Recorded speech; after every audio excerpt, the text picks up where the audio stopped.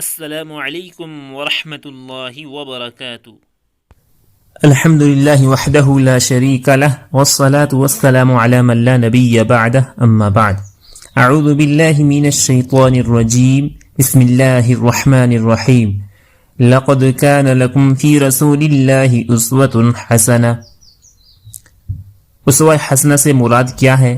اسوہ حسنہ یعنی کسوٹی۔ کسوٹی کا مطلب کیا ہے؟ جیسے آپ نے عید کے موقع پر کپڑے سینے کے لیے کسی درزی کو دیے تو ساتھ میں ماپ بھی دیا کہ بالکل اس جیسے سینا۔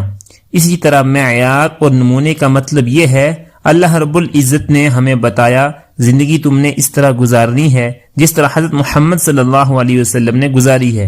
جس طرح ہم ماپ دیتے ہیں کسی کپڑے کے لیے، اسی طرح اللہ رب العزت نے حضور صلی اللہ علیہ وسلم دیے ہیں زندگی سنت طریقے کے مطابق گزارنے کے لیے۔ جس طرح درزی اس نمونے میں جو آپ نے دیا ہے نہ کمی کر سکتا ہے نہ زیادتی کر سکتا ہے، اگر کمی کرے تو غلط، اگر زیادتی کرے تو غلط۔ کمی کرنے پر بھی کپڑے سلوانے والا خوش نہیں ہوتا اور اضافہ کرنے پر بھی خوش نہیں ہوتا۔ اللہ نے ہمیں نبی کریم صلی اللہ علیہ وسلم عطا فرمائے اسوہ حسنہ کسوٹی بنا کر۔ اس کا مطلب یہ ہے کہ جو دین نبی کریم صلی اللہ علیہ وسلم نے ہمیں عطا فرمایا اس دین میں ہم کمی بھی نہیں کر سکتے اور اس دین میں ہم اضافہ بھی نہیں کر سکتے۔ کمی کریں تو جرم ہے، اضافہ کریں تو جرم ہے۔ تو یہ زندگی ہماری وہ ہے جو ماں کے پیٹ سے باہر آنے سے لے کر قبر کے پیٹ میں جانے تک ہے۔ درمیان کی زندگی رسول اکرم صلی اللہ علیہ وسلم کے اسوہ اور طریقہ کے مطابق گزارنی ہے۔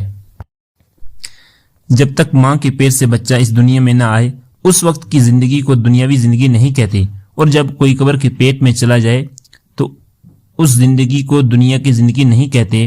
دنیا کی زندگی ماں کے پیٹ سے نکلنے کے بعد شروع اور قبر کے پیٹ میں جانے سے ختم ہو جاتی ہے۔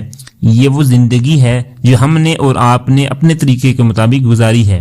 اگر اس مختصر سی زندگی کو نبی کریم صلی اللہ علیہ وسلم کے طریقے کے مطابق گزار لیا تو نتیجہ یہ نکلے گا کہ موت کے بعد زندگی جو ہمارے اختیار میں نہیں، اللہ ہمیں اس میں وہ نعمتیں اور وہ چیزیں عطا فرمائیں گے جو پیارے حبیب صلی اللہ علیہ وسلم کو عطا فرمائیں گے۔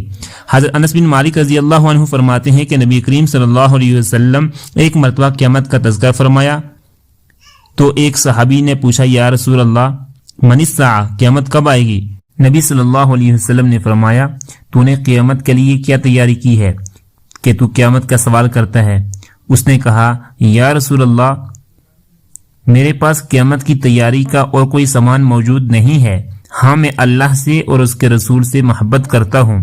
تو آپ صلی اللہ علیہ وسلم نے فرمایا المرء مع من احب، آدمی قیامت کے دن اس کے ساتھ ہوگا جس سے اس نے دنیا میں محبت کی۔